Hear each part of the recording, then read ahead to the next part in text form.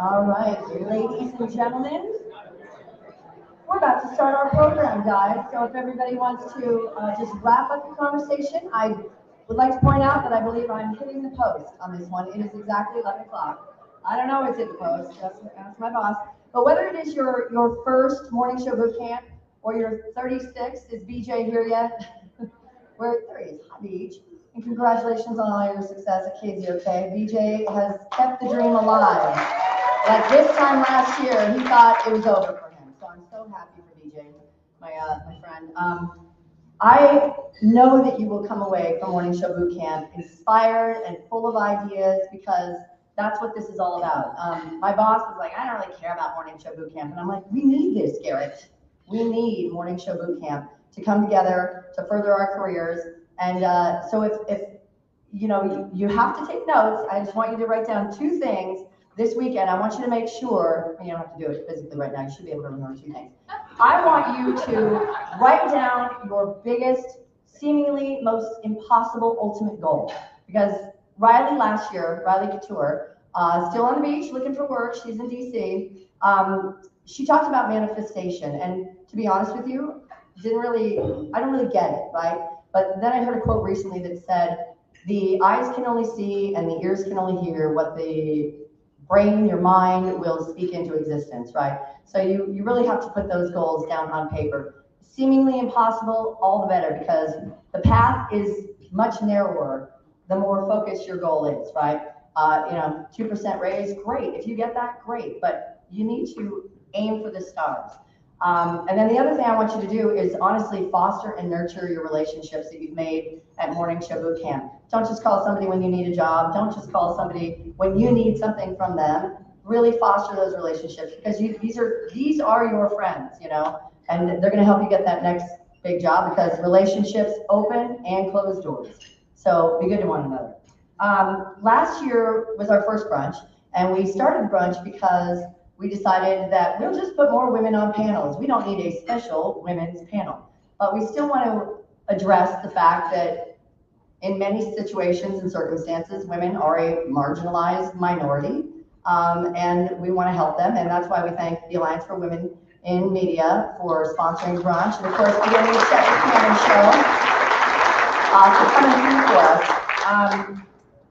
We started Brunch because I had curated a list of Dana DiDonato, who is still in San Diego after losing her job with Odyssey several years ago, but she has leaned in hard to her church, and once a week she has a free brunch, or a free dinner, I believe actually, a free meal for the homeless people in San Diego. So it's a very big deal, and she's been all over TV with her real name, and she's leaned into that hard and she's found her calling, and I'm so happy for her because she's done an amazing job. But Dana started this Radio Sisterhood list, and I have curated it with mostly women's personal emails because we know what happens in this business and we don't want to lose track of you if you don't want to be lost track of. And so we have nearly 200 women that have joined this unofficial support group, as I like to call it. And so we thought, Marie, to her credit, said, why don't we do a brunch? And so I thought, yeah, let's do that. She's popping her head in here. My idea behind the brunch, I always tell Dawn, I said, I think of Morning Show Boot Camp as the art of what we do. And I think of this as, I want you to have tools that you can use to put your dreams into action, into reality, to make your goals and dreams come true. Last year, Dee Dee McGuire, from Dallas, syndicated to more than 80 stations I know now. Dee Dee talked about her path to syndication and what her goals were. We had Angela Perelli was back talking about what needs to be on your resume, what needs to be on your demo. I'll call out Anna because I know she can handle it, Anna Hummel. She's like, oh, she's looking like me, like, don't do it. No, but I think Angela said to me, she said, her resume looked like it was like an accountant's resume. You can't do that, Anna. You can't do that. And let's see, we had Riley Couture talking about, again, manifestation. And I know, who am I forgetting, Angela? Who am I forgetting? What? Thank you. And Heather Cohen, the illustrious, beautiful Heather Cohen. Heather was talking about, what they're looking for, what employers are looking for. We didn't have any questions last year because it was in a restaurant. It was a little maybe awkward. Nobody wanted to get up and scream, but we do have a microphone. We do want you to ask questions. At the end, we'll save a little time for questions for our panelists today. But anyone in this business that, from my observation, has really made it big, does big things. They take big risks, you know, from Kayla getting the job in LA at KISS 1027. Just anybody that I know, I've made observations, and that's why I asked Bobby Bones the question about, do you goal set, or have you just been ordained by this industry? They just want you to be a big star. Like, how did you make that happen? And I've been reading this book called 10X is Easier Than 2X, and it's all about setting these giant goals because the path is narrower to get there. I should put on my glasses. I can read better when I do that. And there is a Norman Vincent Peale quote that states, "Shoot for the moon, because even if you miss, you'll land among the stars." And our first speaker today is Elaina Smith from Nights with Elaina. I don't know Elaina's entire story, but I know enough because I work with people that worked with Elaina when she was an intern in San Diego. She is a San Diego native, and she was an intern and worked for the promo team, schlepping boxes, all 5'1" of her, schlepping boxes everywhere. 4'11"? Okay, yeah. You know, you just look taller than heels. But she has been there and done that, and she now has her very own branded, syndicated night show out of Nashville, Tennessee. Elaina, let's do this. Nights with Elaina. Welcome.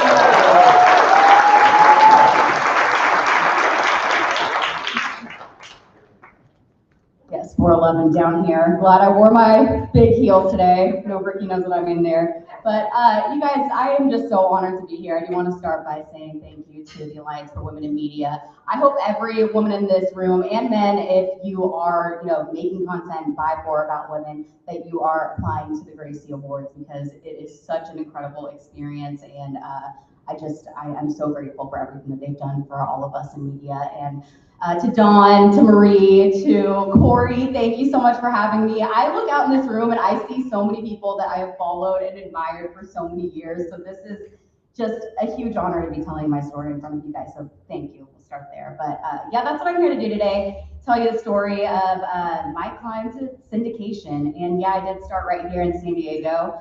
I worked for KFM BFM, and that's actually, Corey's on 100.7 now, so that was a fun little full circle moment to have with you. But I started there because I was in college at San Diego State University, and I was also just getting my dream other internship at Entertainment Tonight and The Insider in Los Angeles. Knew that I had to take that opportunity because I was working so hard towards it, and even though I was taking classes in San Diego and also working in San Diego, I was making that drive to Los Angeles 3 times a week in order to pursue this dream. And I think that is one of the first moments that I knew that I was going to do whatever it took to achieve whatever goal that I had set in front of me, and where I started realizing that the most important thing to do is to have a clear vision and to tell people that vision all the time. All the time, anybody that will listen. And that's really where I learned to start doing that. So I go and I'm working back and forth and realize I need to make some more money because gas is really expensive and I'm going to college and I have no money anyway. So I started looking for a job opportunity where I could be flexible, and I found a job over at KFMB, and it was a promotions assistant. So I was on the weekends. They were like, you can just work whenever you like. We'll take you whenever we can. So mostly weekends and everything. And it at the time was a Jack FM, so there were no personalities on this station. And so whenever I would go out, sometimes they would ask me to get on the mic and say a little something here, say a little something there. And I was like, oh, this is kind of fun. I've never really held a mic and done this. I was working behind the scenes. When I was at Entertainment Tonight and The Insider, I wanted to be a producer. I wanted to be somebody that was creating magic every single day. And that's how I thought I saw it until I started holding a microphone. And there was just this magic to that, and the way that you could see and connect with people instantly one-on-one, and I never really understood that existed. So I caught a bug there, and now Jack FM with no personalities ended up getting one of the biggest, most iconic personalities in San Diego, the Dave Shelley and Chainsaw Show. And I was just walking around the halls and seeing them starting to work on things, and my PD at the time, Michael Riley, had said, we're getting some really great feedback from your hosting out and about, doing little gigs for us, and I think that you need to audition to be a part of the show. It's like, you're not gonna get it. But they have a woman on the show that cannot come over for a few months due to contract, so they need somebody to jump in. And they were doing all these auditions, and last minute he's like, just go, just try it. You might really like this. It might be cool. I sit down, and all of these radio legends sitting around me. I'm a San Diego girl, so I knew exactly who they were. My mom didn't really let me listen growing up. I was more of like I know I saw Gina the Latina in here, like biggest fan. So I mean, that's what I was. Yes, please. Absolute icon. I look up to you so much. Again, so many of you in this room, but I knew of them, and I sit down there, and they all put their headphones on, and I was like, was I supposed to bring headphones? Okay, and we ended up doing this 2-hour mock show, and after that, I never looked back. I was like, this is what I want to do. I created my vision. I knew what I wanted. I told my PD, that was my first time of being super intentional and saying, hey, I know that I'm not qualified for this, but this is what I want to do. Can you help me find a way to make this happen? Not with Dave Shelley Chainsaw. I was like, I understand I'm not going to get that, but this is what I want to do. I want to do radio. I got a call from Dave a couple days later, and the first thing he said to me, Dave Rickards, for those that know him, but he said, I didn't think I was going to like you. And I said, cool, okay. And he said, but we kind of fell in love with you, and we want you to come and work with us for a few months. So I quit my job out with Entertainment Tonight, The Insider, because as much as I liked that, I knew I loved this. I didn't get that same feeling doing that. So I made my vision clear through that 3 months that I first initially got to work with them. And I said, please teach me everything. I don't want to assume that I know anything. Teach it all. I'm going to be a sponge. I'm going to just learn everything that I can. And they did that. And I am so blessed to have had the most incredible mentors to help me kick off my career. And then I realized once that was up, oh my gosh, I'm going to have to figure out a way to keep doing this. And Mike did tell me, go ahead and start applying, start telling people, start, putting yourself out there. And that's what I did. I went to a radio conference, and I walked into this room, and I saw the man that had to tell nobody who he was. Everybody knows who he is, Mr. Mike McVeigh. And I know, we're sitting right here. This is so weird having this conversation in front of you.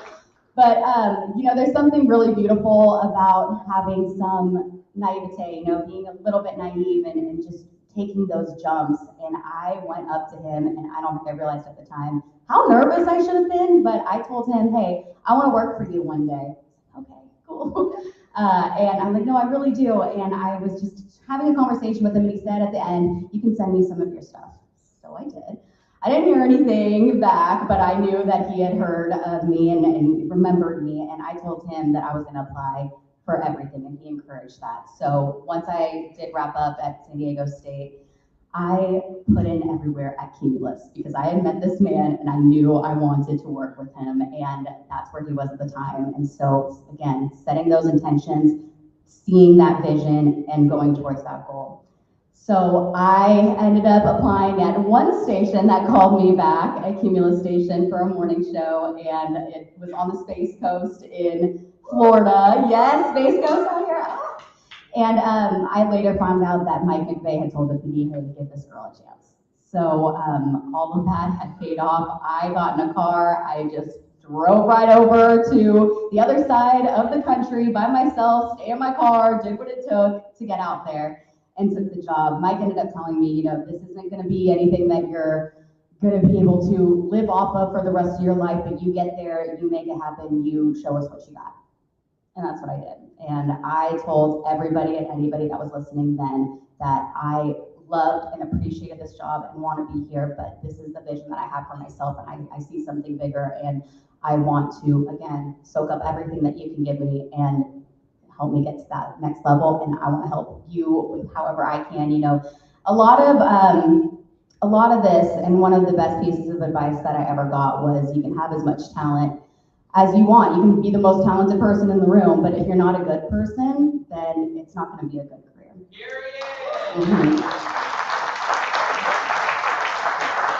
And I try to give that same piece of advice to every person that I meet in this industry, because it is so true and something that I will live by until the day I retire, if that ever comes. But I did tell them my intention. I told them I wanted to go somewhere. I told Mike McVeigh I want to go somewhere, and a year into working at this station in Florida, I get a call from Mike. Actually, I didn't get a call. My boss got a call and came in with an hour left in my shift, in my morning shift, and said, "Hey, Mike McVeigh wants you to call you after this." I blacked out, like I do not remember the rest of that show. I didn't know if it was good, bad, what. And he said, "Hey, listen, I've been listening for the past year. We're loving what we hear. We want to do more with you. I see the vision, and I want you to come out to Nashville for this new brand that we're working on called Nash." And I told him, I work in pop radio, right? And he said, "Yeah, you work for me. I know." And he said that they wanted to have somebody that loved all genres of music, come from pop specifically to country, because country was kind of moving that way, and they needed somebody that understood both worlds. So I went out and I got on a plane. 3 days later, Mike McVeigh greets me at this beautiful building, and I just knew from the moment that I was there that I wanted to be a part of what was happening. And guys, I remember going into that interview. I'm 23, I think, and I walk into the room. It's Mike McVeigh, Sean Parr, John Dickey, and Kix Brooks from Brooks and Dunn. And I'm just like, okay, we're gonna make this work, we're gonna make this happen. And you know what I did when I got in that room? I gave them my vision, I gave them what I wanted, I told them that I wanted to be a part of it, I told them my intentions, I told them everything up front. Keep telling people what you want, keep telling them how you're part of their brand, keep telling them why you're the fit, always, always.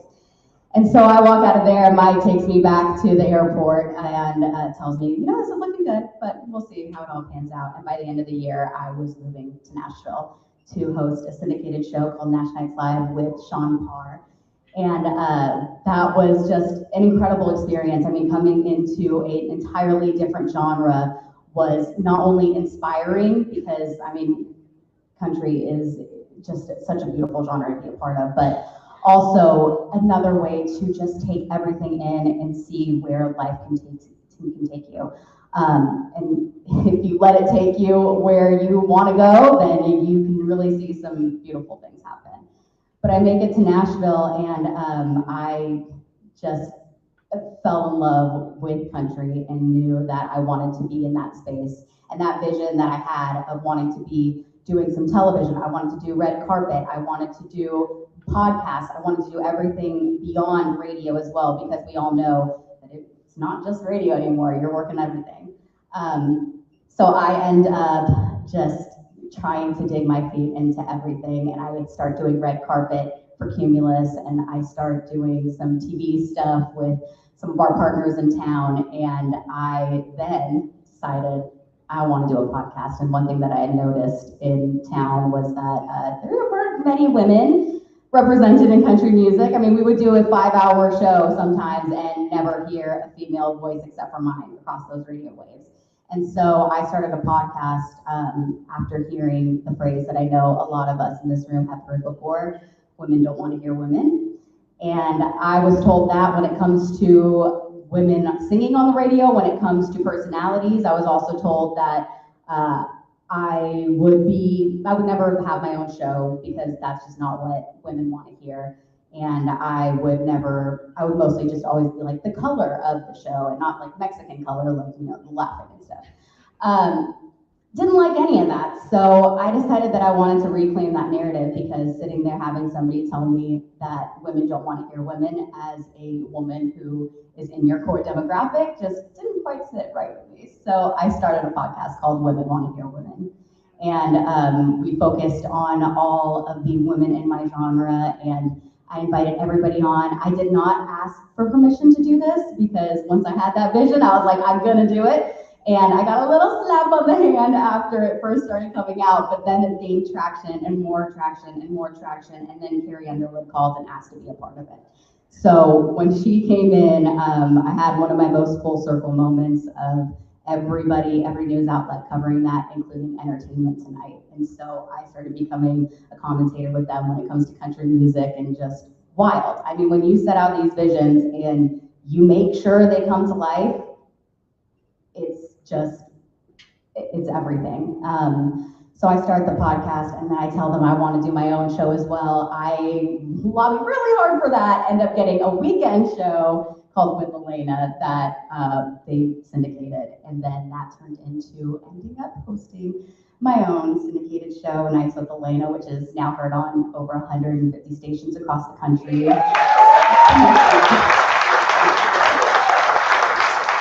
And 2 years ago, we got picked up in the UK, so now also across the UK. And I just keep telling my story. You know, anybody that will listen, I tell them my story. I stay kind. I make sure to keep those relationships. I'm working, you know, every day of the week in one capacity or another. And I am making those relationships, getting in every room that I possibly can. And even the ones that I probably shouldn't been, you know, get in there and tell everybody what your vision is, what your plan is, what you want to achieve, and how you want to do it with good people around you. And I think that with that mentality of staying a good person, which sometimes can be easier said than done, right? But I think with that mentality, you do end up surrounding yourself with good people. And, you know, at this point, we all want to continue growing radio and inspiring that next generation. And in order to do that, you know, we have to make it how we want to see it. And so staying true to that and just continuing to share your vision, share your love, share your passion and connection. And I think that is about where I'm at in my career right now. And I am so happy that I did it the way that I did, because I can feel proud of it and inspired by so many other people, and just happy to be a part of the radio family. But that's kind of my story, guys. And thank you so much for letting me share.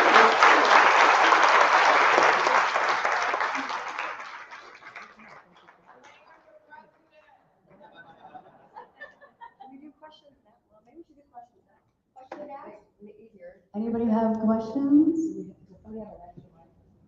Come on.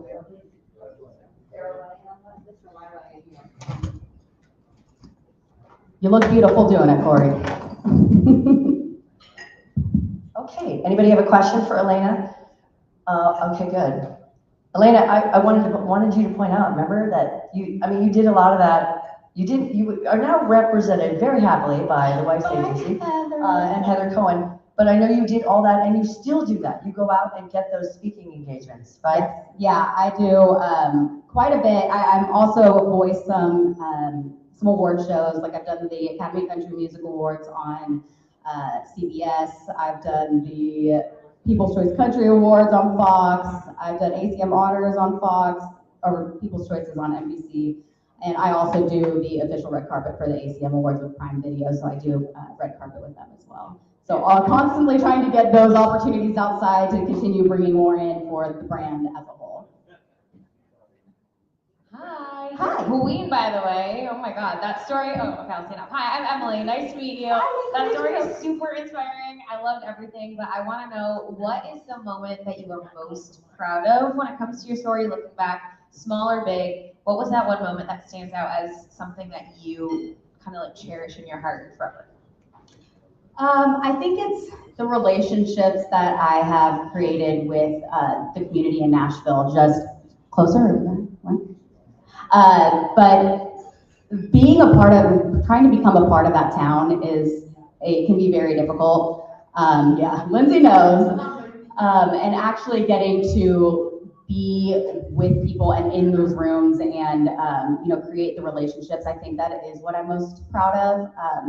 Because it can be really hard to do, and you have to show up. I mean, and when I say show up, it's going to everything you possibly can. So once I have been accepted into that community, I think that is what I'm most proud of, because I really carry that pride with me through everything that I do in representing country music, and yeah, just really, really proud of that. Anybody else? Anybody? All right, Aaron. And Art would like you to back off, as he told me to back off the mic. You and more? Apparently we are very strong. Hi, darling. Hello. Hi, guys. I'm Erin. This is the most time I've gotten to spend with you, despite living in the same city. Hi. Girl, hi. We have a lot of Nashville people at this table right here.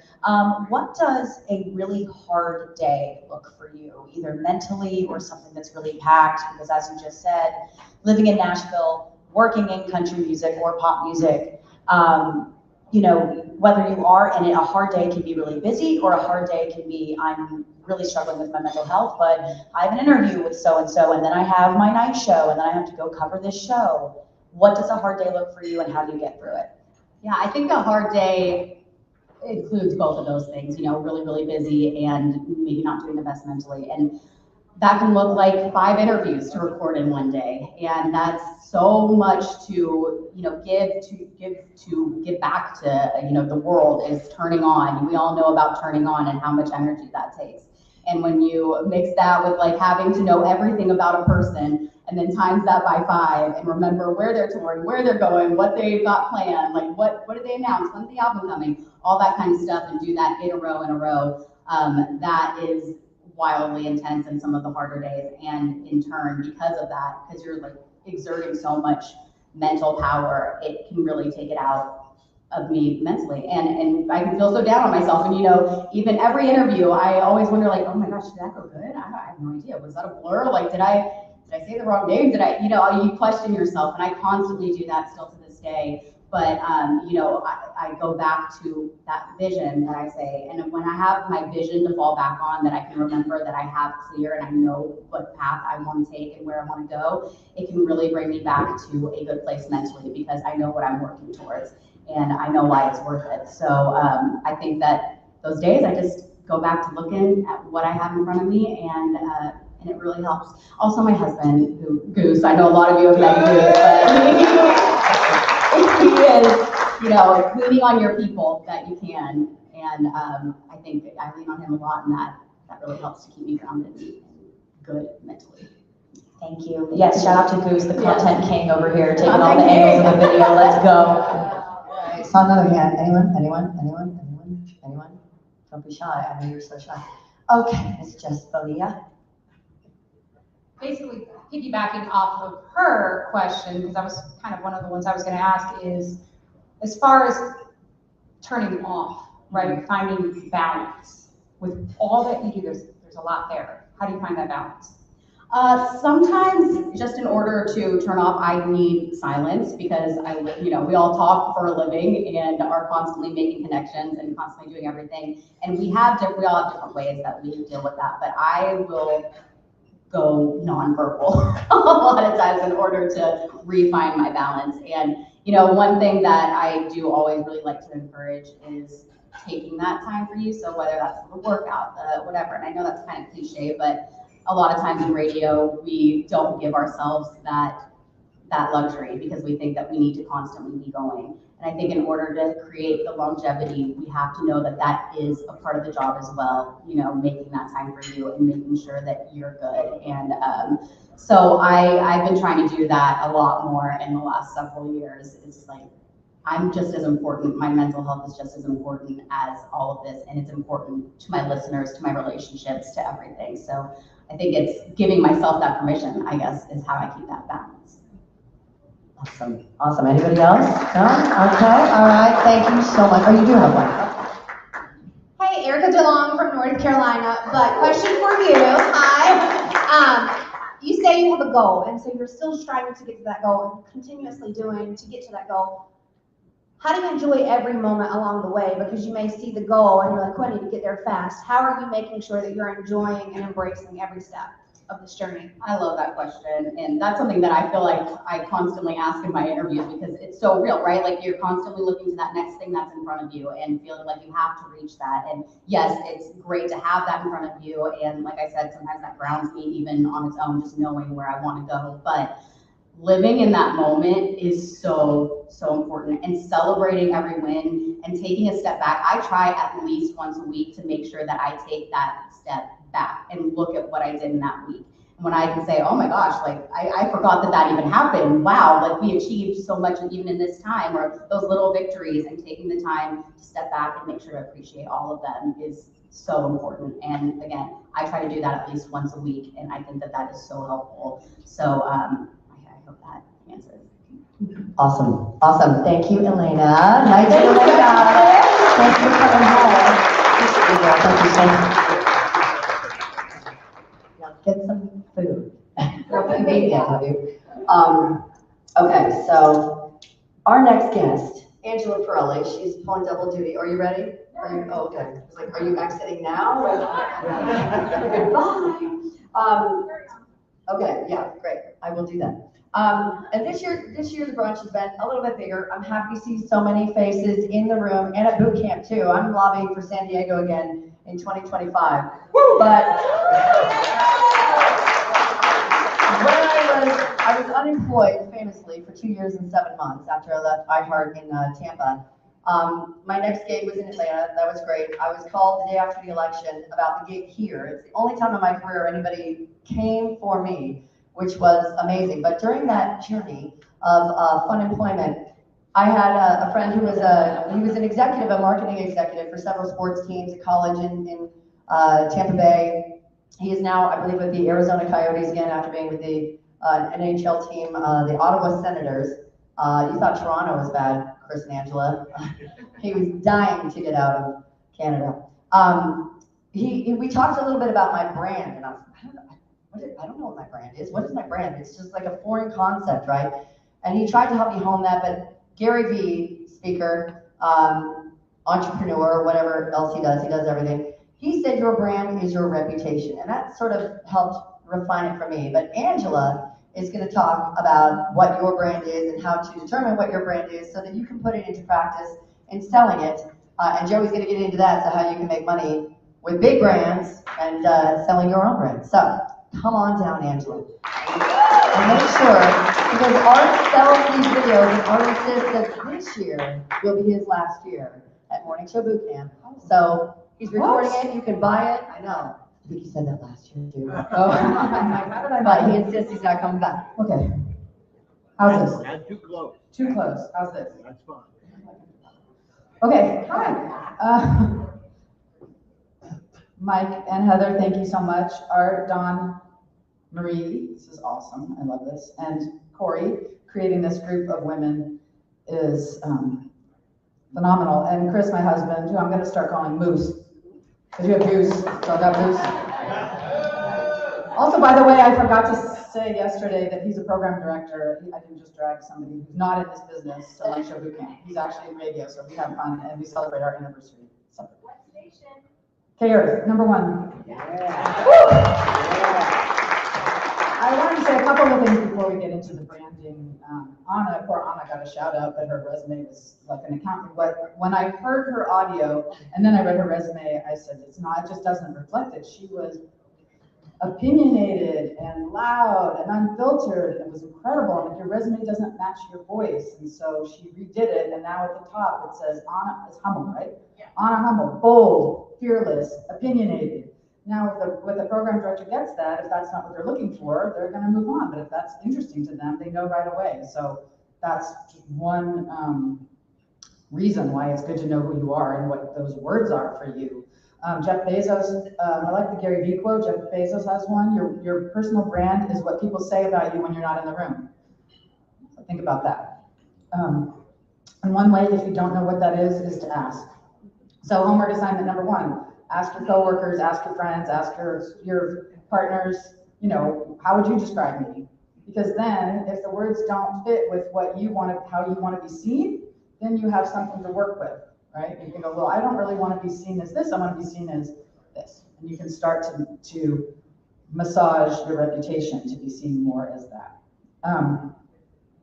So that's the first question. The 4 elements of a brand that I see are your purpose, your values, your superpowers, and how you're different. And I'm actually going to start with how you're different because I learned something this year that I thought was so brilliant, which is like, don't just be different to be different. Like I work with morning shows, and like, we don't want to be like other morning shows. We're going to be different. We're not going to do any benchmarks. We're not going to do any games. That's dumb. But that's fine. But what are you doing that is, okay, here's the word, not different, refreshing to the audience. We're not going to be like them because we're going to do something that's refreshing, that hasn't been done, that the audience actually likes, not just because you don't feel like doing Battle of the Sexes anymore, right? So when you think about how am I different, it's really important to think, how am I different in a way that's refreshing to the audience? And I'll just speak for myself. For me, adding the life coaching background to the talent coaching, that makes me different. That offers the people that I work with something that has value and it differentiates me also. So that's just a personal example. In terms of your purpose, so I talk to shows, like, why do you like to do what you do, right? And we saw that a little bit with Fred Jacobs in the questionnaire yesterday, but it's good for each of you to really think about that. Do I want to inform? Do I want to persuade? Do I want to entertain? Am I funny? Do I want to just make people laugh? Like some people I talk to, like, I just like making people laugh every day. Some people like to create a community. Miguel and Holly, I think, just do a fantastic job of creating community at every station that they go to. It's the Miguel and Holly family. They want people to be part of that. They want to lift them up. They want to be more than just a show.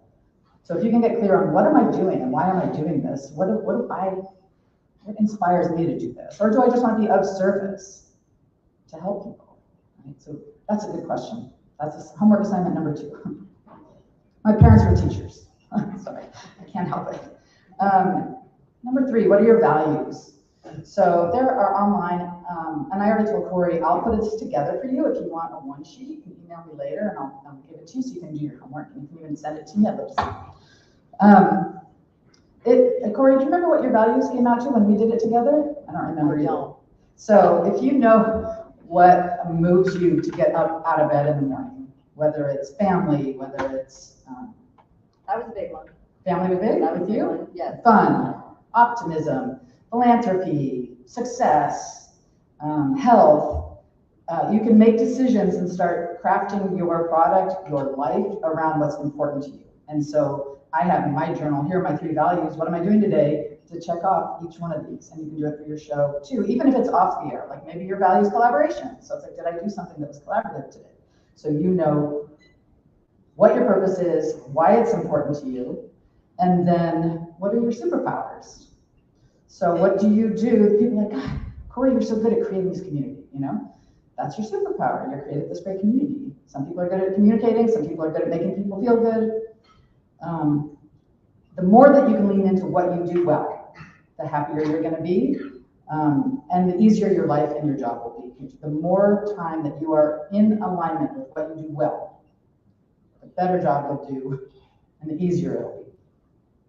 So that's what number am I on now? 4? That's your other homework assignment. What do I do well? And again, you can ask around, right? What do you think I'm good at?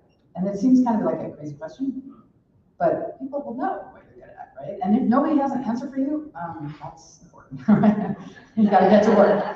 You gotta get to work. I mean, a brand is, some people say, just be yourself, be you, but you also have to have the goods, right? You have to have something to latch onto. And you have to keep developing your skills and growing in order to really make an impact. I have here, say the quote from the guy that I like.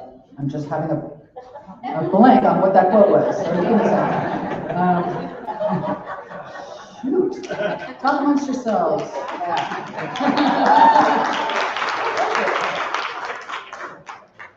The more you do stuff that matters, the less you have to beg for attention. There we go. Right? And then, what? When you repeat it, we were laughing. Oh. The more you do stuff that matters to people, the less you have to beg for attention. And Geo Cook said it yesterday in the panel, we're in the era of impact, right? So it kind of fits, like you're here to make an impact. So that's your homework. And that's my branding. I will put together the list for you. I did want to say that I was a judge for the Gracies last year, so I got to hear a lot of the entries. So if you want some thoughts on how to put something together that will set you up to do better, there were some that were amazing, and there were some I was like, wow, I wish that they had called me, because this just didn't capture what was best about what they were doing. And so I can help you if you want to do that. I love the quote, shoot for the moon, land among the stars. I prefer shoot for the moon, land on the roof, which is just try something, right? 10 times is better than 2 times, but also sometimes just doing anything is better than doing that. And just sometimes it's less intimidating to just take a step towards what's in your purpose and what's important to you. And over time, you'll get there. So it's a different way of looking at it. I also got just another comment on women don't want to hear other women. I got clarification on that this year, which is that women are just harder on other And I think we all have experienced that. And so I think stations get complaints about women, and you hear the stuff on social media about women because we're just easier to criticize for some reason. So hopefully that will help. If you're like, why do they keep saying women don't want to hear other women? They're responding to just bitches. Don't be bitchy is mine. So I think it's about 10 minutes. That's what I was going to do. So I'll take some questions. I do think we got to our conversation, Andrea. What I did is I asked my Facebook community, I said, what is one word that you think describes me? And I made a word cloud out of it. So it really kind of helps like visualize it. I mean, I need to visualize it. I love that word cloud. Question? That's great. Anyone for Angela about your brand? Oh, while you're Okay. walking around, I heard from Erin that there were over 20 questions that were texted in during the mental health panel yesterday that we were not able to address. I didn't even know that they were there. So in order to help you get your question answered, if it did not get answered, I'm happy to answer that. And also, I don't know, John will figure out if we're doing it again next year. It would also be helpful to know what questions weren't answered and how we can structure that panel next time to help more of you. Because it seemed like there were some questions that we missed. So please send me a note or email, text, whatever. Angela@angelaperelli.com. Any questions? Oh, BJ, sorry. Hi, Angela. BJ from Seattle. My son Joey over there is looking for work. There he is right there. So he's really great, and he might even not take money. So, Angela, this is really a loaded question because we know each other, and I have so much mad respect for you. Oh, no. You said you're a talent coach, but you said you're a life coach, and I know how much you love mental health and the things we've talked about. So, what do you first say to any talent where you try to introduce that mental health sort of perspective and the techniques that you and I both know? How do you start that off with a talent that might have no idea about that component? Yeah, I sneak it in. They don't even know. They just like our calls and they don't know why, because I'm coaching them and they don't know it. So, and then over time, when we start talking about that more, then I might slip in something. But I just use the language, the life coaching language, to talk about radio and listen for in mental health issues, like they're feeling overwhelmed or they're stressed out. And sometimes we have an hour call and the first 40 minutes are about that. And then like, oh, and by the way, this bit was great. This one was too, this, and the radio stuff is actually easier than the other stuff. So if you can get your head on straight, the radio stuff is, I don't mean to minimize, it's not easy, but it's easier if you're in a good mental place. So I address that first all the time. They don't know it, that's a good question. That's good. Oh, okay. Erin, you brought it? This was the majority of the questions that didn't get answered. Oh. It's the fact that we're people pleasers and we're not fighters, and we do not know how to push forward when we're told no, when we are passionate about something. The majority of the questions revolve around that. When there's a charity that I know we need to be talking about, when there's a personal thing that's going on in my life and I've been told we need to be happy on the air 24/7. It's those moments that come up in our lives that we're like, we're supposed to be pushing, but I don't know how because I've been slammed every time I do. Oh. You could ask the program director to answer that question. Moose? No. I mean, I think some people, BJ, might agree that you ask for forgiveness. Sometimes you do it. I think last year on the panel was a Kramer that just said, I just started talking about anxiety on the air. I didn't ask permission because they would have said, no, that's not what we do. And then, but you make sure that you do it in a way that, makes an impact, is in the brands of the station and doesn't lose the license or anything like that. But I'm going to think about that more. As a recovering people pleaser, I know that's an issue. I have a question. Hi. So for women, I feel like in this industry, we encounter a lot of people who we come to find out they actually don't want to help us, right? You have those interactions where you're like, oh, they're great, and oh, yes, reach out, or whatever. It doesn't feel authentic. How have you found a way to like decipher those connections where it's genuinely like, oh, that person doesn't want to help me. Like this one does, but that one, they're either serving face or, unfortunately, I hate to say it, but like trying to date you or trying to like flirt with you or whatever. So how have you found ways to decipher between genuine, authentic connections and like someone who just wants to be in your DMs? Somebody that just wants to be in your DMs. I think people prove themselves over time, is what I would say. So the first time they talk to you, they're like, I got you, let's do this, I'll find you a job. You're like, great, that's amazing. If they keep saying that and nothing ever happens, then you know. But I don't know that you can know the first time they say that, because you want to think that people are there to help you, like you might help someone else. So I think it's just over time and watching how they act, right? Actions speak louder than words. So if they say they want to help you and then they never respond to you, or they only show up when they need something from you, which I've had happen, like, oh yeah, let's keep in touch, and then I don't hear from them for 5 years, I'm like, hey, can you help me? It's like, okay, well, maybe. So just pay attention to people's actions, not their words. One more? I am Jody Woods from the Jesse James Morning Show out of Salt Lake City. All right, so you were talking in the beginning with, talking about values and things like that, what's important to us. So I think sometimes in this business, we might not always have as much say as we'd like. And what advice would you give to someone who might not feel valued or maybe even true to themselves all of the time in their current position that they're in? On the air, you're not true to yourself, or off the air? I mean, yeah, let's say both, either or. You know, at my very first boot camp, which I think was in 1994, that ages me a little bit, there was a women's panel, I think, and somebody said, there was a woman who was like, asked the question, like, my boss is a jerk and he's never going to promote me, and and the woman on the panel just said, then find somebody who does, because you're not going to change anybody else ever. Like, the more that we can just accept that people are who they are, that just makes your life easier. The second part of your question was not feeling valued. Yeah. The best advice is, if you don't like your job, not to do everything you can not to quit that second because you're mad. Stay in it and try to look at what you're doing and change the energy of what you're bringing to the station, because once you change your energy, often the energy shifts around you. So if you quit and go, I'm going to go somewhere else where they'll appreciate me, but you don't appreciate yourself, you're going to get into another situation where they don't appreciate you. So work on yourself first.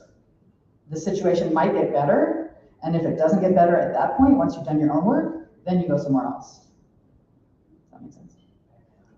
Amen. Or just amen to myself.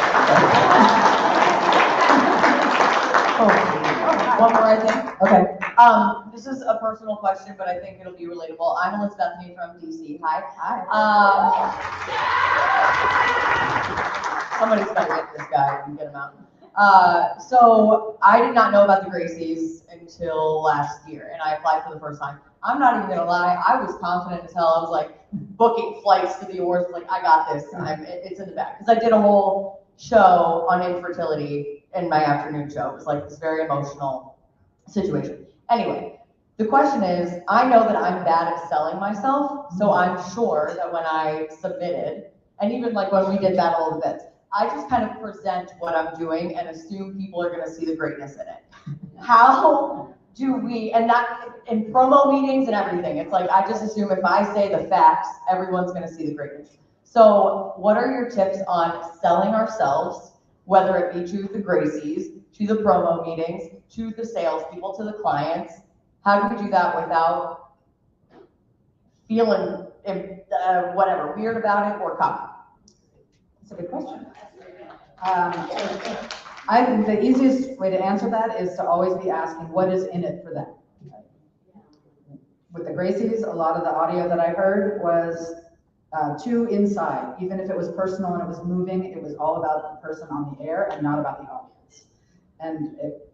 So it didn't have the same kind of emotion. If you're selling something to your sales department, you want to sell it in a way this is going to make you a ton of money. This is going to bring in new clients. If you're selling something to the Battle of the Bits, this is something you can all take with you and do on Monday. And we're like, ooh, what's that? I'm going to write that one down, right? So always begin with who you're talking to and how it's going to benefit them. And then you won't sound cocky because they'll be like, wow, she really cares about my career. She really cares about my revenue or whatever. Does that help? Yeah. All right, thank you guys. Thank you so much. Angela Perelli coaching. Make sure that you check her out and send her the list of things that are your homework, okay? Because you'll have homework to further your careers. I'm very excited to have Joey Fortman here. Joey was most recently full-time on the air at Coit, San Francisco. Big station for Bonneville, big station for Bonneville. She's still in San Francisco. She works for Odyssey at KCBS, right?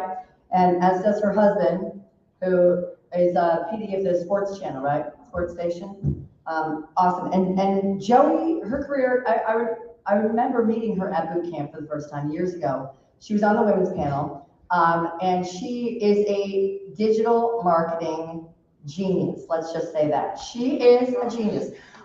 Joey has, when she was in Philly before that, she started Real Mom Media, and she has had conferences all her own and had tens of thousands of dollars in brand deals that she has secured on her own. And she's going to teach us a little bit about that. She used to be a regular on the Today Show. She is a very big deal. And I'm pleased that she is here today with us because we need to know what to do with our brand and our talents and our skills and our dreams.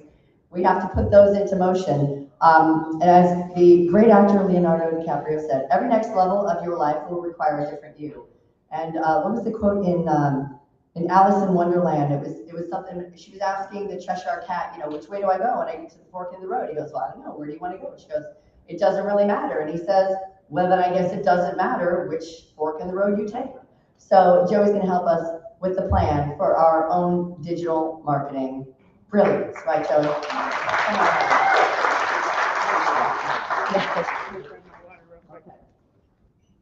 Okay. Hi, how's it going?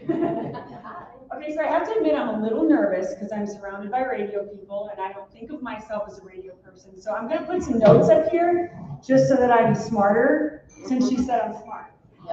First and foremost, this is the most important point that I want to make. Every single woman, look around this room and look at the 30+ men that are here for us. Like, that is, thank you. Because without you, we don't have anyone to carry our voice through in the industry. And, you know, as it's funny because I learned something since I've been here this time around that I don't speak radio. I speak mom. Is there any moms in the audience? So maybe you'll be able to relate with me right now that I'm nervous and I'm trying to decide whether I make you laugh or cry. If I make you laugh, then I'm gonna pee because I'm over 40 and I've had too much water. I know, can you not say that word on the radio? I don't even know anymore. Okay, I'm gonna share with you real quick my ridiculous story of why I fell in love with radio and how it has affected me as a woman, and then I'm gonna put to good use your brain so that when you go back and say, well, I don't need no salesperson to go sell me. I can do it myself, right? That's the goal. Okay, and by the way, I'm gonna move away. Art said that we talk too loud in mic. Okay, I live and speak mom. So everything I do has to have, I hate the hats in hustle culture. Too many hats, too much hustle doesn't actually do anything. You're not working smarter, you're working harder, and you're in a circle of trying to understand, well, where are you? So if I pick up a hat, I'm just telling you what kind of crazy part of my life I was in. And the big blue in the front, that's fun, right? Anyone? Oh boy, I'm trying to be funny with radio people. It's not really working. Okay, so I started in radio in 1998. I was doing a country station in Murray, Kentucky. My name was Sally Mander, and I was on a frog station, and it was the coolest thing in the world, right? I know. Whatever, I did what I did. I was also wearing a costume. And I knew that there weren't any women in radio. There were definitely no women in the market of Murray, Kentucky. And I didn't know what to do. And I was like, well, is this anything I can possibly do? My boss, his name is Bill Hatchett in the real world, Kelly Green, when he was on the air, he said to me, Sal, which is, I guess, what he called me, Sally Mander, he said, you can write your own ticket if you work at it. Women in radio are few and far between. And that was the best first lesson that I ever had. And so I said, okay, well, I love you, Murray. I got my college here, but I got to get out of Kentucky. So I moved to St. Louis, and I was on the air there for a very short time. And then I moved because I got offered to do mornings in Paducah, Kentucky, which is a fun place that radio people like to make fun of. And it was my first big morning job. Within a year, I went to Virginia, and was doing all of that. And I was in Virginia doing mornings, and I was like, I want bigger. I'm gonna go bigger. I don't even care. I didn't have nothing going on. By the way, I live my life in BC and AC, which is before children and after children. This is all BC, just so you know. I was having a good time. The bar gigs were fun then. They don't even do them anymore, do they? No, maybe not. Okay. But I was trying to figure out who I was. I had $200 in my checking account. I said, I don't want to be in this small town anymore. I know I'm bigger than this. I want to find a city boy to marry one day. So let's just take $200 and drive to Chicago and see what you can do. And I moved to Chicago and I had $200. I was terrified. And in 1 month, I auditioned for ManCal. I got hired part-time at the Mix. And I also made a great opportunity for myself to go and also do afternoons at a suburban station, which Hannah, is she here? Hannah's still here? No. It was a part of that. And I was like, what? In a month? This is what this is going to be like? Okay, I'm in. And it was incredible. It was the incredible first experience, probably the best time I ever had in radio. I don't know if you guys, I'll share a dumb story real quick, but I don't know if you remember the Dave Matthews Band thing where he dumped his van out. In Chicago, we went and rented this giant blow-up toilet, and we had an event with all the listeners. And it was like brilliant. And I'm like 28 years old, going down the river in Chicago on a boat with a big toilet from a story in the news, and people were loving it. And I was like, this is it, I'm going, I'm staying, this is it. Then I met a man who told me he owned a radio station. Yes, he was highly intoxicated, came in, I was a bartender, because of course, when you first start out, you have 20 jobs. And I was like, oh, okay. And again, what can you do for me? That's where I was in my life. Didn't like the guy, he was short, whatever. Oh, it gets better. He was sitting down, I was standing up, I had no idea when I gave him my cell phone number, my flip phone number. Anyway, I ended up marrying the man. Yes. I need to watch and I still love you and I hope you do too. I met him when he told me on the radio station. The next day called to ask me out. He was like, oh, I work at one. I'm like, okay, whatever. Let's just see what we got. And I got to know him, and I didn't like him for a while, but I remember walking to the L and going to audition for ManCal show within like the first month.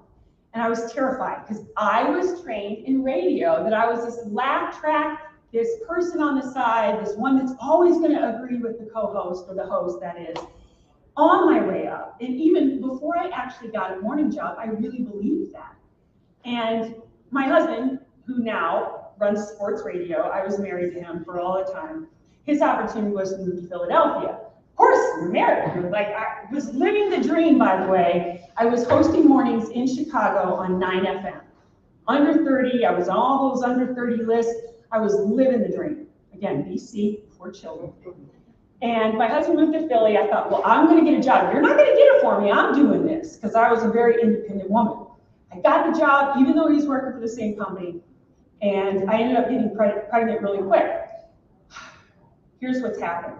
I went back to work, and the day I returned from maternity leave, they eliminated my position. I was already off the charts because I lost my radio identity to the point where it was really hard. So when you first have a baby, in case you didn't know, you can go through postpartum depression. And back then, that was the days when Britney was beating up the paparazzi and shaving her head. I know you guys all remember that. Poor woman fell on the umbrella for people like me because nobody talked about it. And once I got let go, I went home and I ended up getting the same company the next year. I had an afternoon job. It was awesome. It was hot AC. Philly's a rock sports town. I loved it. You ready for this? I found out on Facebook from the receptionist that my station, I was 4 o'clock in the afternoon, was flipping to my husband's station. Yeah. I had no idea. That poor man had just started his career and he had to sign a confidentiality agreement with the station. Yeah. It slipped because ESPN had let it out. I mean, all of this. I still love the band. We're still married. We went through a lot of therapy. I got a girl's trip and a handbag out of it. I did. I was like, no. You're going to make money now. You're going to take the money right here. And I know then everyone was like, head household. The women are doing this, that, and the other. And I'm like, but I don't want to be that. I don't want to be the one that football player said, because I was smart and educated and I wanted to be more than that. And so I came home And the second time after my husband, I was like, that's it. You men, pardon me, old white guys in radio, I don't have time for your crap anymore. I'm moving on. There's the O-S-H. Get it? I don't have time for you anymore. That was free, by the way, and I'll tell you guys how to get free stuff. But I said to myself, there's these new mom bloggers, I don't know if you remember that era, it's like 2008, when you would, if you had kids then, you would Google how to open up a Stoker stroller, and I was the one over here with a $20,000 deal to go and shoot a video with a Stoker stroller, right? So I saw these women doing all this stuff. I'm like, I was on radio, I was hosting a show called Better Philly. I can do this, I can be these women. And I felt like I was out of work because of it, in a way, which was pretty much part of the problem. But in reality, I was just out of work. It's just what it was. There's still great people, but I took it very personal. And I think women have a really hard time not taking things personal. I still do. And I look at it as a superpower. Sometimes it helps, sometimes it doesn't. But when I was at, I forgot where I was going. I'm trying not to cry because I know that's not professional, but I'm gonna go back to make you laugh. Back to the poo story. I was in the oh shit mode. And I didn't know what to do. I didn't know where to go. I didn't know how to learn any of this. Like, what are these women doing? And how are they getting these deals? But I see the world in full color. I did not see radio in a box. I saw all these other opportunities. And so I wasn't in radio. I wasn't stuck in a box. I wasn't in some stupid sandbox. I wanted to be me, not the mom. I didn't want to lose my identity. And I thought, well, I lost radio because I became a mom. Because how many women are like, once you become a mom, it's over. Your career, all of it, it's over. And I'm seeing the heads nod, and that's what it was. Amazing men that I worked through my whole life, right, through radio. But I was the boss. I was the HBIC. Y'all know what that means? The head of I wasn't the HOH. I wasn't the head of the household. I ran that house. And I ran it so good that my husband learned a totally different perspective on women in radio. And to move forward in that, and I'll go back and we'll talk about how I made so much money and opportunity in that. I just want to share with you all women, like, just what happened. I ended up coming to, this is just recently, I ended up coming to San Francisco, fell in love, because every single woman on the air was a woman. I'm saying that again. Every single person on the air was a woman. And I was like, well, what is this? I thought that women don't matter. Women don't want to hear other women talk. And women aren't meant to be more than a laugh track. These were all women. There was Sarah and Vinny, and Sarah was the head. And I was like, what? I didn't know what to do. Fell in love. I emailed the program director, who's an incredible man. I'm not a name dropper, because unfortunately I don't know any of you except for Morgan. I got 10 minutes. His name is Brian Figula, and he's an amazing human being, but he let me go. And I was there, he hired me because of my influence, you guys. I hadn't been on the air for 10 years, and I had the opportunity to take the job, whoever that was supposed to be. And I started a week before the pandemic. So you can imagine someone who hadn't been in radio for a decade being tossed on the air a week before the pandemic, didn't know a human being, didn't know how to speak radio. I spoke mom. I had a career out of motherhood. And I nailed it. I was able to go in the middle of the pandemic. Radio people didn't know what was going on or how to be able to reach an audience. I just knew what I knew. And that was how to get on the internet. And I could be wrong in this, but I haven't looked in a while. I think I went from 15 to top 5 in that. And this station's like, it's quaint. It's like, oh, it's the Mecca of AC. And I couldn't believe it because I'm like, what do I know about radio? How did I do this? I don't know where I'm going. And I realized that I would go home every day. I have to meet them where they are. And I went home every single day and spent 2 hours on Facebook because that's where people are first, right? I would go into all these Facebook groups of all these women around the country or around our market and like, let me join that one, join that one, join that one. I joined them all because I could speak mom. I could rock and roll with the moms. And once I got in there, I became their friend. And I commented about their kids and I just really got invested in these women. And then I throw in, oh, by the way, I'm giving away $1,000 tomorrow. You guys, they listen because of what I did on the internet, not because of what I did on the air. It's because of how I related to them on the internet. And to go back a little bit here, to tell you a little bit, I gotta take a drink, sorry. Anybody else? How do you guys talk for a living? I don't even know. So going back to the point where I pretty much lost my identity radio, I lost my life to radio. I was married to it. My husband was just starting his career, and you guys all know what it's like in the beginning. They're not even there when they're there. And I can tell you in this moment about that man, he's a great man, because even though I lost my jobs that I felt because I was a woman, he hired a woman host in the middle of the pandemic on a sports station as the morning lead name. So you know I was like walking around the house going, yes, I did that. But a lot of it was because he was in the room like every single one of you men. He was in the room, he heard what I was saying. In the beginning, when I would say, you wouldn't even believe what some of these guys would say to me about getting a job. He's like, what? That doesn't happen. And as I continued to share my stories with him, and the end, what he saw, it's like, I had to do this to protect our family. He had signed that. And it didn't matter to me. I was like, I'm a human being. I'm his wife. Now, don't ever work with your husband in radio, which is what I'm doing now. It's just part-time, so it's fun. But it was such a learning experience for me that I went and said, if I can't beat these mom bloggers, I'm going to join them.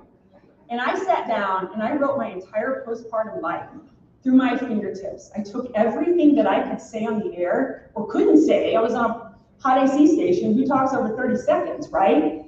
I took all of that and I put it in my fingertips and I related. And I was at a point where I think I was getting 250, 300,000 views on my blog in the beginning. And this was like 2008, right? This was early on. That's when I was like, all right, these folks are starting to make some money. I need to make some money. There were women like, I don't know if you guys know Deuce, if you ever heard of Deuce. It was Heather Armstrong. Unfortunately, she ended up committing suicide this past year because of the pressure that she had on the internet. She was the original mommy blogger, is what, and that's mommy blogger is a dirty word now because it came into digital influencer, and that's a dirty word. You are not a digital influencer. You are not a radio personality. You're a media personality with influence. That's it. You don't have to focus and pick one thing. You just have to do you. And so when I realized, yeah, I wasn't radio, I was way more than that. I'm cool, I'm fun, I enjoy life, I want to get out, I'm not just a mom, and I need to be people. And I just made best friends on the internet. It was amazing. And the one thing that actually helped me, I would say, propel my business so far was meeting these people in person. So it was all the early stage, the scary mommy, the early people that I was a trailblazer. We were all trying to figure it out. Now you've got these TikTok superstars with 1 million followers have no idea about business. So I had to figure all that on my own early on. And I made everything that I had. I learned how to sit down and do Photoshop. Now Canva, it's the best investment I ever made in my business. If you haven't figured it out, I'll send you an affiliate link. But that's just it. I had to take what I knew, and I had to pack that up and I go, okay, let's just see the world in full color. Within that, here's what happened. Because I got fired from radio twice, and I felt because I was a woman. I was on the Today Show multiple times. I got huge contracts from big brands. I was able to be a Disney mom, a beaches mom. Whenever you would see those moms traveling around the country before anybody else started doing this travel blogger stuff, I was one of those. And I would look back as I remember once I was signing a contract and I turned to my radio and I went, yeah. And that's a terrible thing to do, right? I'm a mom. What was just that? But it was me going, okay, if you're going to be mean and you're going to be ugly and you're going to be nasty, I'm just going to just use my finger like I did online. My husband was like, what are you doing? It helped, right? And I didn't have to say a word. And it came out and I went back and I did it again. And I guess to get to the point of the good of radio, number one, those men didn't know. As a society, we were conditioned to not like women, each other, meaning to speak when being spoken to. You're better off being seen and not heard. And those were all the things that I grew up in early radio. So at this point, I moved into a town with all these extremely incredible, famous San Franciscoans. Yeah. So there were women everywhere. On the air, I emailed my boss. He gave me the job because of my influence. And that was it. Do I work there now? No. And I've learned that part of that was because I speak too much mom. And I had to stop and think about that. I actually learned that here speaking. So I was like, oh, well, that makes sense. Because I do speak mom. I don't speak she. But I'm telling you the story of my Joey 1.0 was when I first started. The Joey 2.0 was when I banked it on my influence. And 3.0, I'm a 47-year-old woman standing here telling you, I'm going somewhere next. I like radio, but I'm going somewhere next. And I have so many of the women that started this with me that sold their company for millions of dollars. Scary mommy? I mean, like, we were all like, what? You could sell this? And that was like 2015, and I was putting on all these conferences. And I think, you know, for me, my biggest tip is number one, be yourself. And if I was to tell you in regards to how to be able to go out and sell yourself, just be yourself and make those connections. Because what made my business great was that I showed up at these mom blog conferences, Mom 2.0, all of them. I think the first year I spent like 30 grand. You have to invest in yourself. Whether you can find it or not, find a way. If I didn't have the money, the husband, then I probably wouldn't have had an investor. It's like, if you think like an entrepreneur, you are not just in radio. You wake up in the morning and you go, I got radio in the morning, I've got this in the afternoon, I'm gonna go spend 2 hours getting to know these awesome mom friends that are from Swarthmore and really see what their day is like. And then I'll give them a shout out tomorrow, which I hate that term. But I'll mention it tomorrow, like it was really fun to hear about so-and-so really getting out with their kids at so-and-so park. And I would call it parenting in a pandemic partner. That's what I felt like, because if you have kids, you know the pandemic was evil.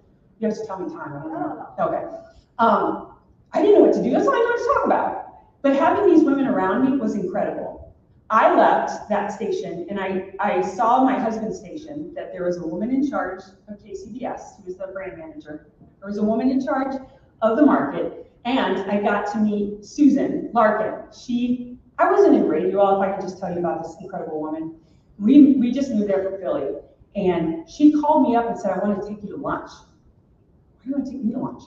Because she hired my husband and she wanted to make sure that I felt good about being there. And I was like, oh my gosh, this business is really kind of moving in a weird direction. I better turn my head and look more.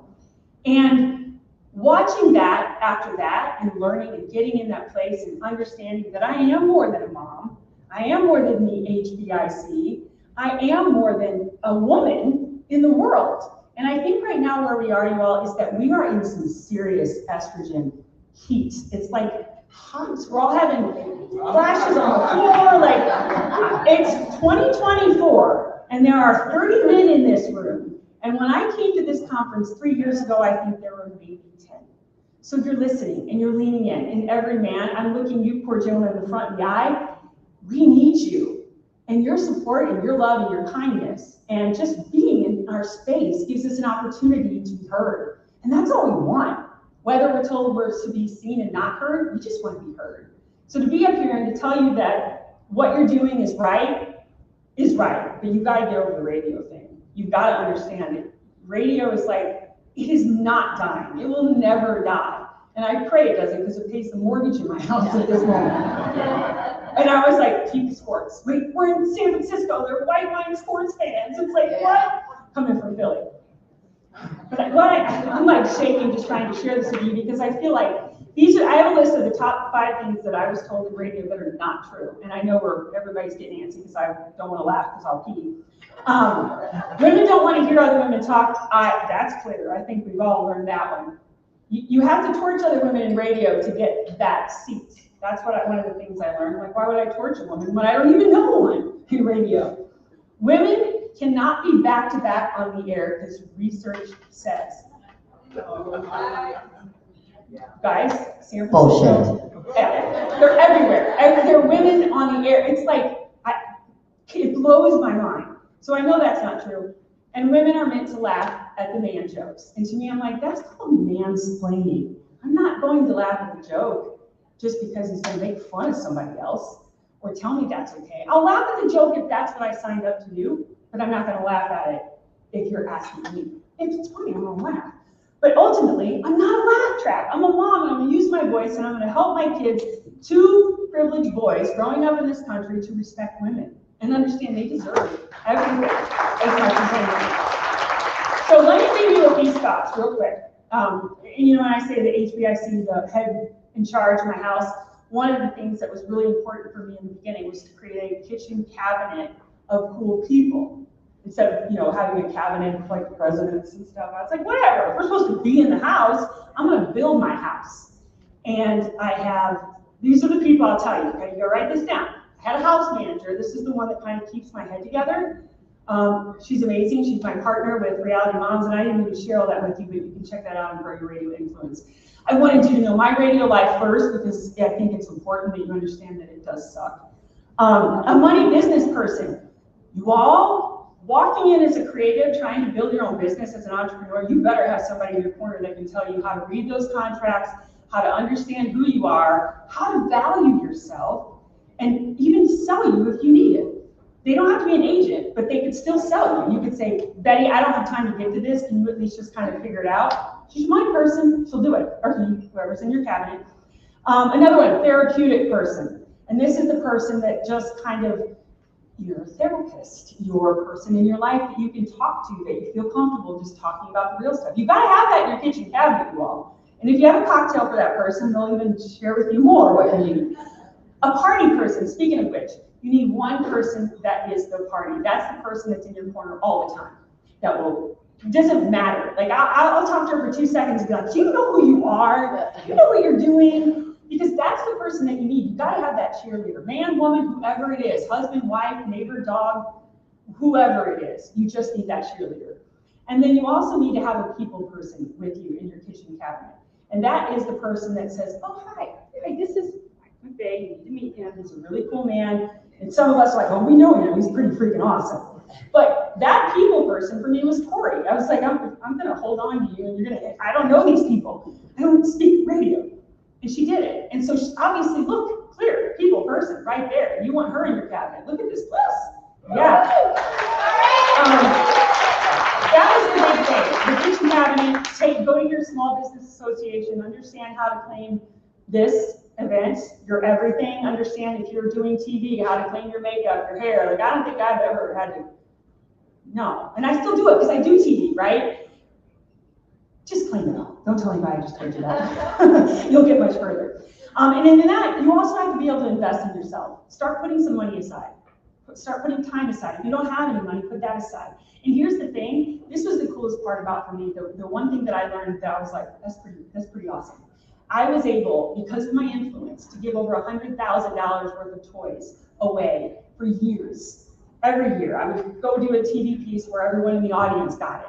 And I was able to do that, not because I was on the radio, but because of my influence and because I cared about people. And if you can show that to these brands, you can send all the cold calls like you did producing to have an interview, all of that, you can do all that you want. But ultimately, in the end, it's such a hot spot. I'm not going to say you don't have a chance because this is a big old world we're living in, and there's so many ways to make money.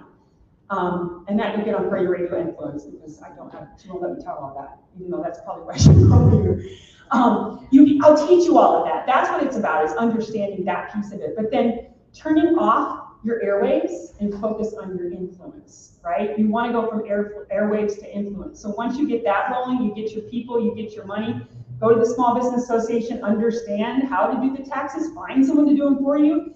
Then radio is just, oh, well, you already got the taxes taken out of that. That's good stuff. The rest of the world is freelance. You can do whatever you want. And then the two women that I asked that are like women in my market that I just am like enamored by. One of them is Sarah Clark. She's on Sarah and Vinny. She's just about to hit, I wrote it down, almost 30 years on the air at the same station doing mornings as the first name, Sarah and Vinny, the Billboard name. That's awesome. Like that's winning right there. That's awesome. And I asked her, I said, what do you do that made you where you are? Because these are all women in radio and I want to tell them something valuable about that. And she said, every day for all those years, she goes over the Golden Gate and says, I am a monster and I'm coming for you, San Francisco. I mean, like really, when you wake up in the morning and you say something like that, why would you not go in there and be like, instead of walking in and go, oh, I'm tired, this sucks, I don't make enough money. Say, all right, this is radio, I'm coming for you, I'm a monster, what are we doing next? And if you keep that mindset, you will have that entrepreneur mindset. And then, I think my big advice to you is know who and what you are. And, Sarah said this too, always have an opinion. Because if you don't have that opinion, you're that, and you're not that. In any way, shape, or form, you're not that. And then I'll leave you with this. Words of the great Jelly Roll. There is something poetic about a 47-year-old woman up here talking about pivoting once again. And I want to tell you, it's going to be okay. It's all going to be okay. You will, he says, The windshield is bigger than the rear view mirror for a reason. What's in front of you is so much more important than what's behind you. And once I took that radio mishap, who I love, all the men and women that I met, I was able to build me. And there was no radio having my identity. So keep doing what you're doing. You're doing great. I didn't pull out all of my hats because I felt like it was happy and I didn't need all the crabby and the special forces. But if you can't handle this part of it all, of understanding how to move over, just pick up props and just keep going and use your fingertips, but also pick up that phone. Thank you for having me. Thank you, Joey. I know we have a couple of questions, so you want to ask some questions, Christina? Yes. Okay.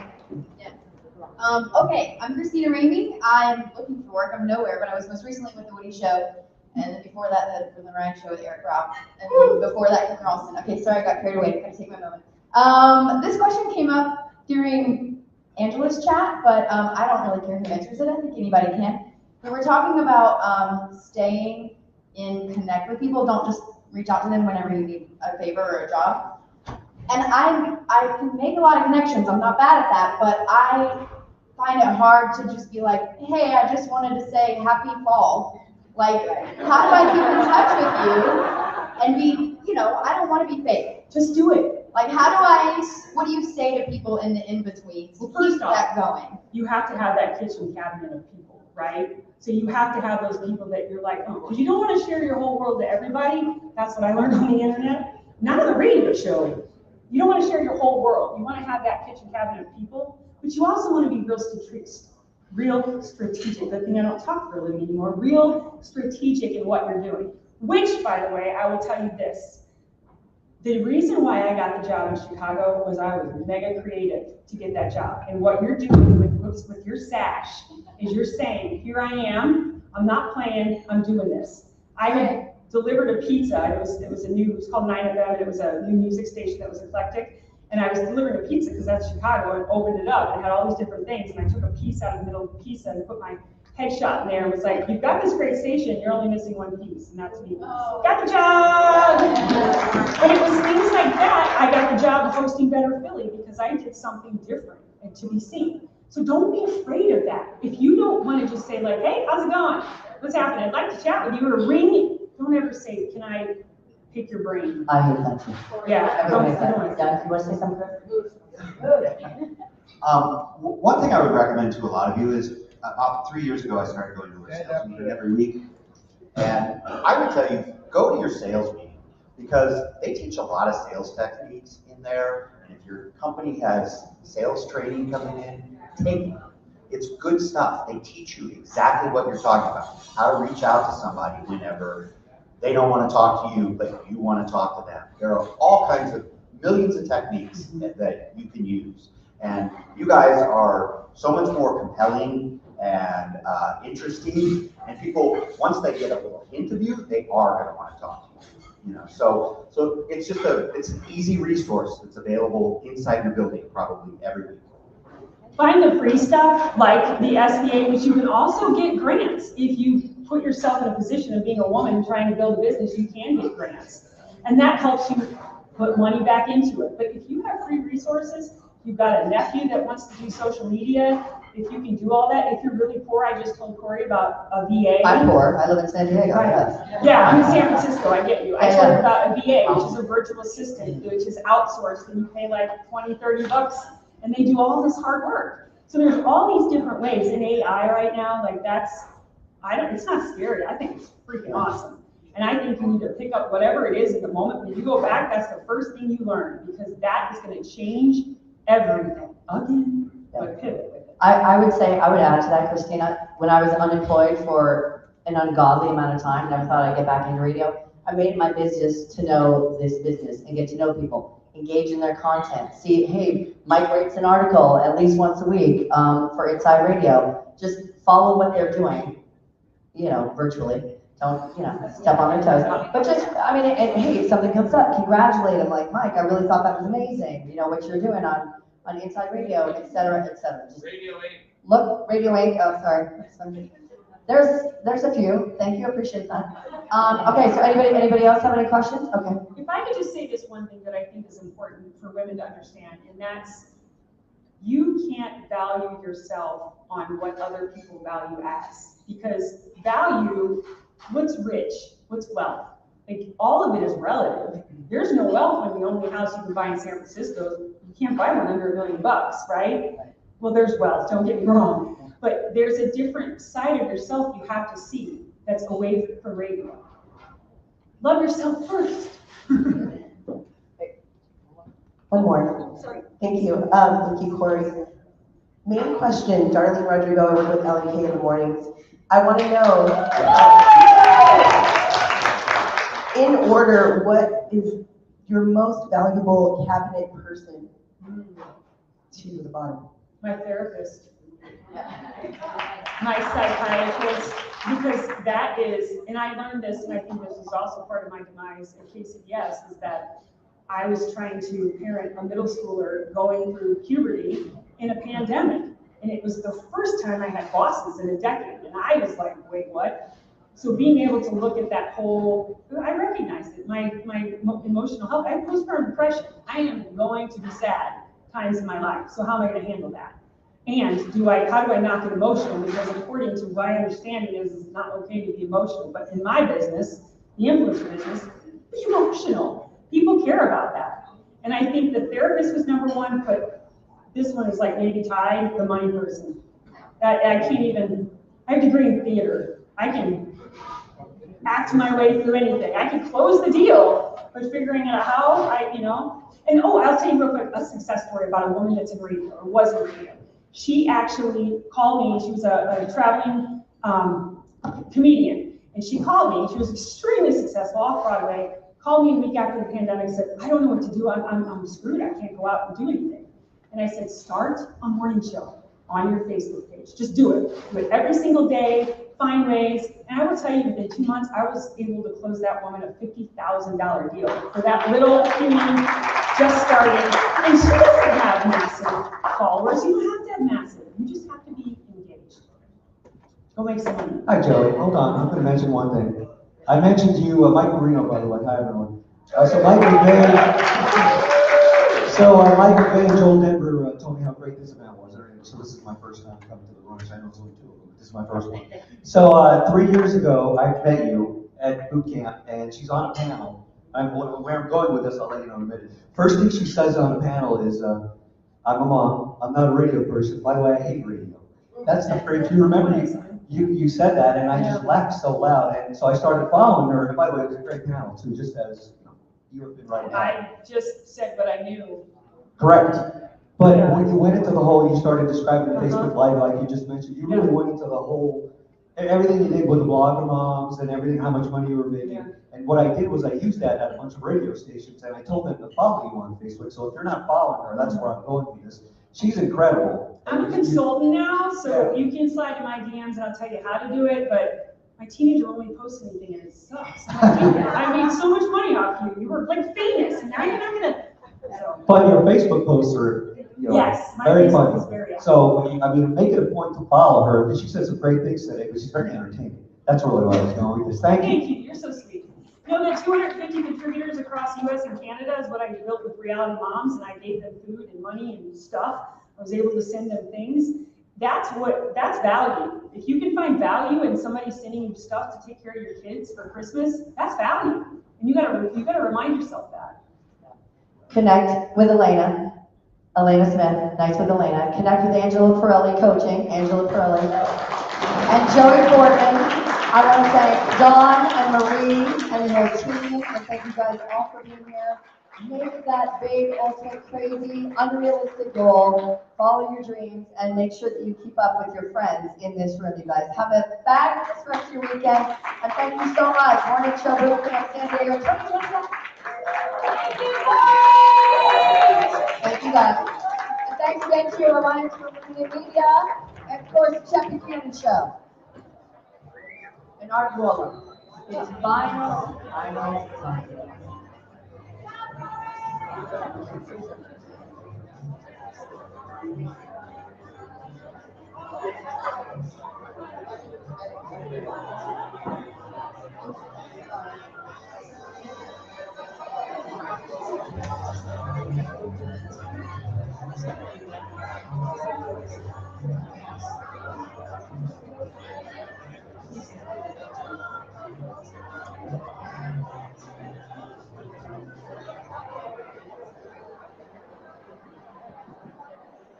All right, sorry to interrupt. I wanted to say one more thing. It wasn't necessarily a question for any of the incredible women we heard speak today. My name's Tony Zaza. I wanted to add to Elaina's story because it's so incredible and inspiring to be in a room with so many amazing women. And I too was one that Mike and Jay and our incredible agent Heather brought to the Space Coast. And what I wanted to add is your legacy lives on. And what a lot of you may or may not know is when I got to Melbourne, the first thing I heard about was Elaina. She worked here. Look where she's at now. And I can tell you from the day I've been there until the day we were taken off the air, every woman that came through that building heard the incredible story about Elaina. And it has inspired so many women. And I think you all probably have a similar story, whether you recognize it or not. So keep doing what you do, and thank you for being amazing.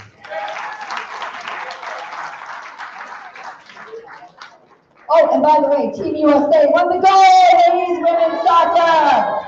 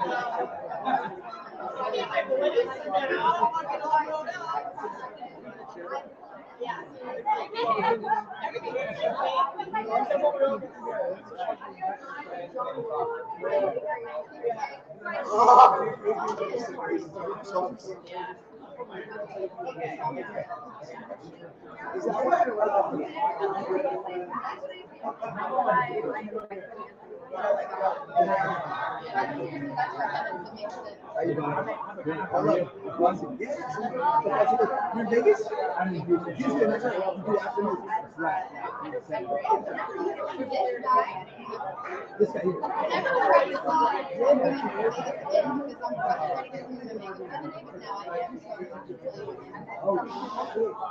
Check it out. Nice to meet you.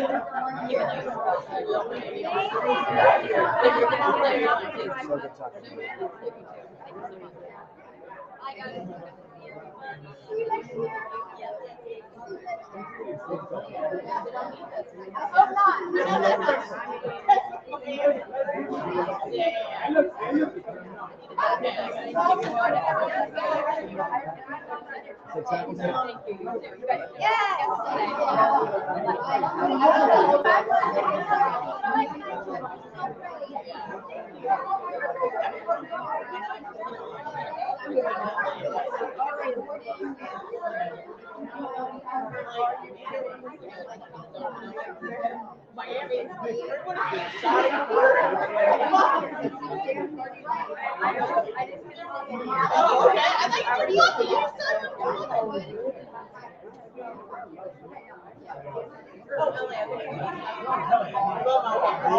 How are you rolling around in the morning?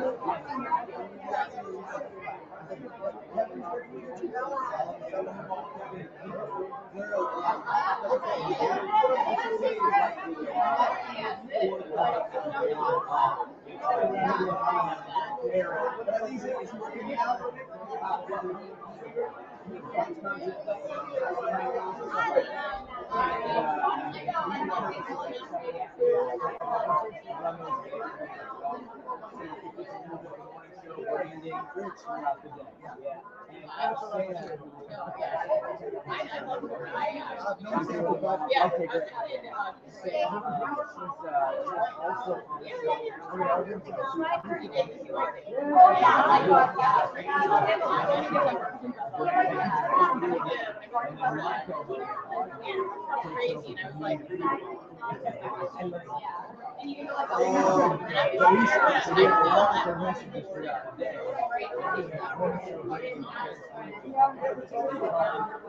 Okay, great.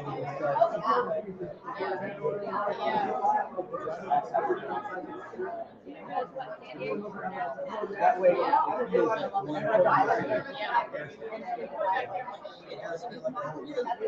super friends.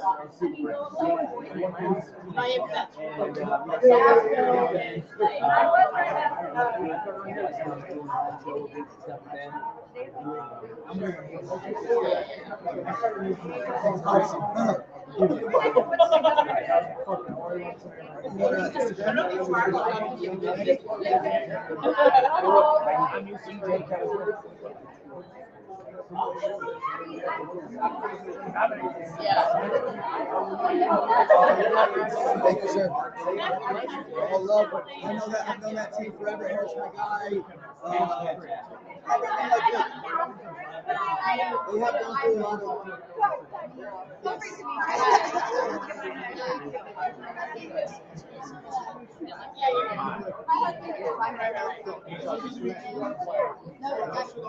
lot of.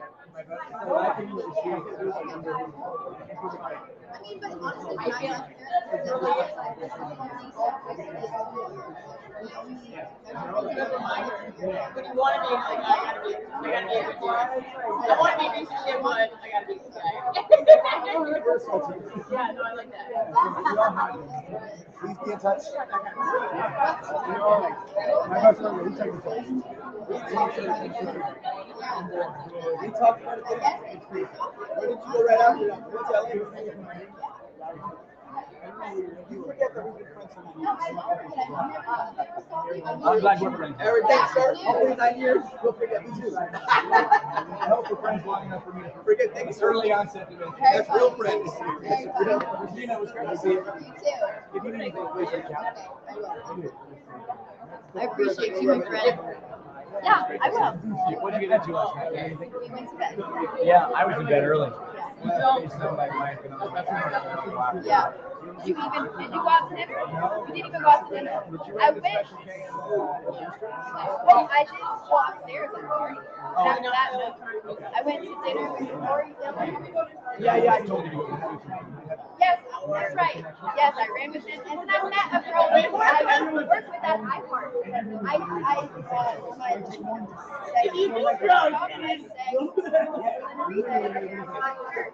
sat down at the table, and Corey was like, and then I worked at Coast. I'm like, the song is so good. I'm Emily Lisa. Oh my God, it just fucking feels like that.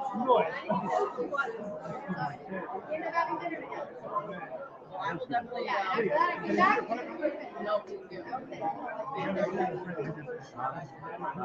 No, I'm not in my 20s. I gotta go. I wanted to say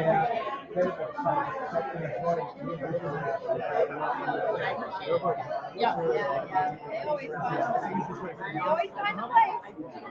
All right. Go see it. What's your flight? You need to 4 o'clock. Okay, give them So I got some time. Yeah.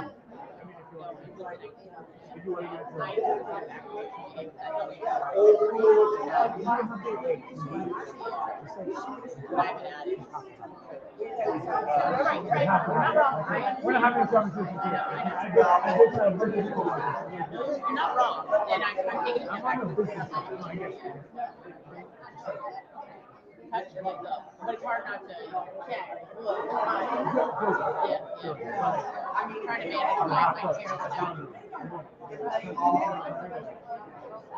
I totally understand. Used to be in Miami. Yes, upstairs.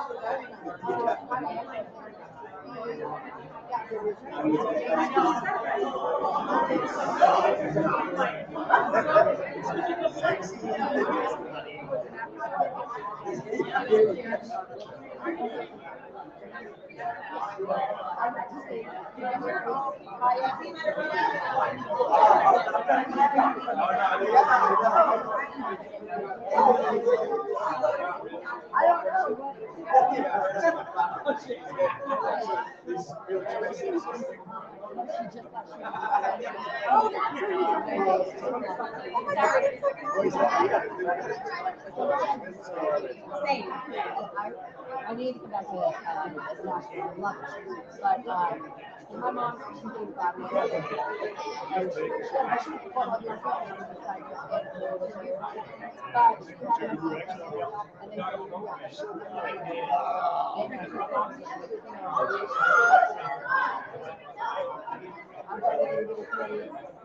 like, if I was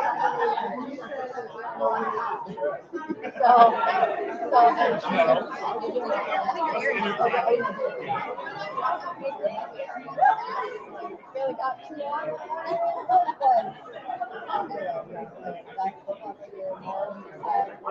But yeah, don't get straight. It is inspiring. I mean, part of it is like, I don't know. I was offered an internship there, but I didn't know. My mom was like, yeah, you should give up. And that was probably a better time. That's good. Yeah, that was, it didn't happen. I was like, can I come get next year?